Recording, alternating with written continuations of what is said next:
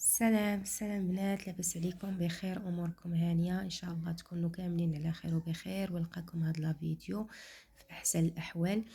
كيف كتشوفوا معايا في لا فيديو البنات، بغيت نبارطاجي معكم هاد لا مارك. لا مارك الصراحه اللي كانت اول مره غادي نجرب الجيل نيطويون ديالهم، ان شاء الله غادي من بعد نصور فيديو. ودابا بغيت نهضر لكم بخصوص هاد الواقي من الشمس.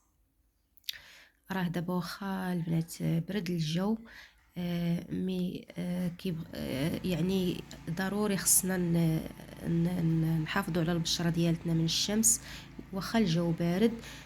فهذا غلط البنات، لان كاين بعض البنات اللي يعني ما كيستغناو على ليكرون.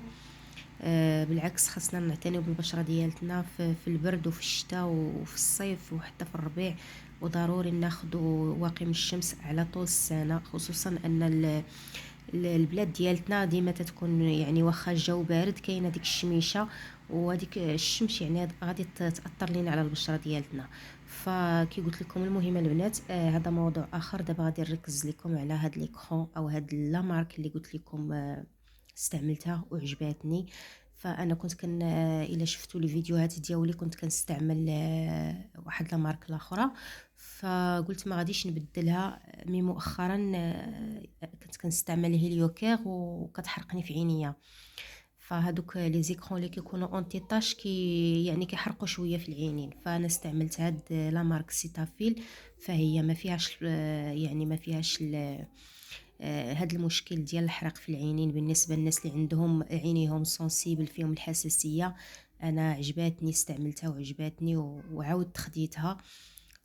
فما كاينش هذاك المشكل ديال الحرق في العينين. هذه حاجه مزيانه الناس اللي عندهم مشكل بحالي، انهم الا داروا ليكرون كتحرقهم في عينيهم. فهذه لا البنات زوينه بالنسبه اللي بشرتهم حساسه وعندهم عينيهم حتى هما حساسين. فهاد لا ماركه البنات ديال سيتافيل هي واقي من الشمس وفي نفس الوقت كترطب لينا البشره ديالتنا. ففي البرد يعني البشره كتكون ناشفه جافه، كاينين بعض الناس اللي كتقشر ليهم. يعني ففي البرد كنحتاجوا المرطبات مزيان. وهاد السيتافيل هي كيف قلت لكم واقي من الشمس ايكرون وفي نفس الوقت مرطب، وفيها لا فيتامين او. فيها حماية عالية من الشمس كيف كتشوفوا معايا البنات. فيها حماية عالية، أول حاجة هي إكران طبية، وفيها حماية عالية من الشمس.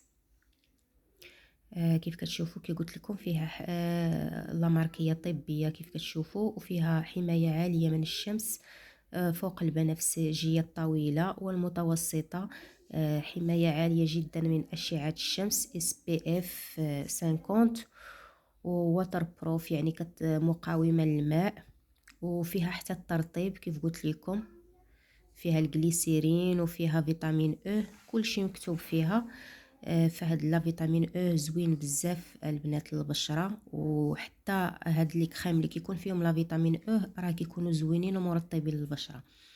فهاد لي كرون البنات زوينه بزاف ودغيا كتمتصها البشره، ما كتبقاش بحال مقبصه يعني كاين بعض الناس اللي تنشوفوهم دايرين لي كرون كتبان لك بحال مقبصه، ولا البشره ديالتها تيكونوا فيها بحال البقع او مبرقعه.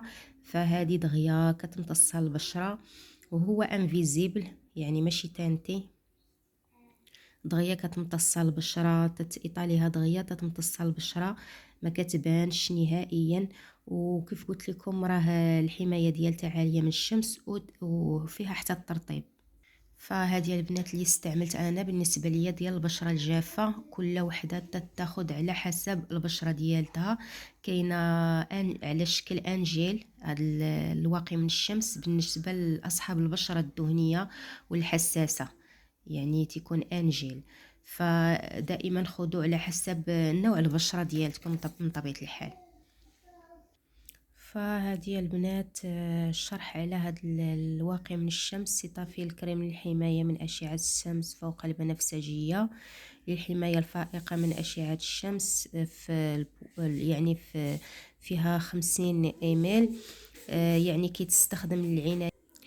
فانا البنات كيف كتشوفوا قال لي كتصلح حتى الناس اللي عندهم مشكل ديال امراض جلديه، يعني كتعالج المشاكل ديال الامراض الجلديه، والناس اللي عندهم الشمس، عندهم حساسيه من الشمس.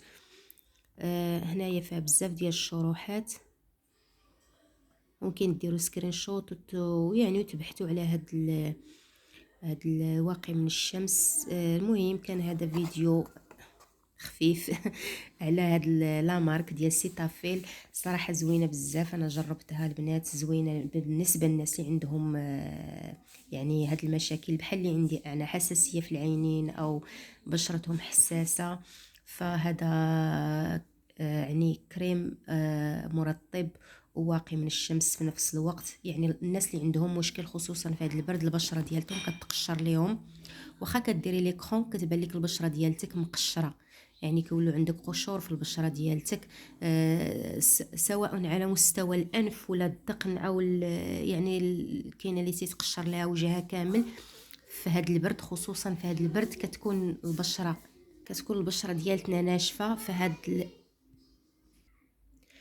بالنسبه للثمن ديالها فانا خديتها من البارافارماسي ب205 دراهم، على حساب دابا كل بارافارماسي بعض المرات تيكونوا زايدين شويه او ناقصين شويه على حسب.